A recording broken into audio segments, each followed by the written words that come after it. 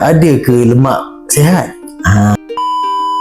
Badan kita ni dia hasilkan tenaga. Sebenarnya ada 3 sistem penghasilan tenaga dalam badan kita, iaitu sistem karbo untuk hasilkan tenaga, sistem protein untuk hasilkan tenaga, dan sistem lemak untuk hasilkan tenaga. Sistem ni selalunya apabila karbo dah habis dalam badan kita, bila kita makan karbo, bila karbo dah habis, barulah sistem kita akan tukar menggunakan protein, dan apabila protein dah berkurang, barulah sistem badan kita akan menggunakan lemak.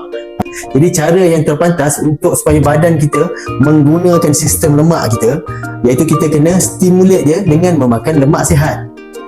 Jadi bila kita makan lemak sihat tu, contoh lemak sihat, minyak kelapa dara, minyak zaitun dara, minyak ikan, minyak batu sauda, dan sebagainya. So bila kita makan benda tu, dia akan initiate sistem penggunaan lemaknya. Jadi selepas digunakan lemak sihat tu, maka badan kita akan menggunakan juga lemak-lemak yang tidak bagus tu untuk ditukarkan kepada tenaga. Okey. Jadi boleh try amalkan lemak sihat. Alright.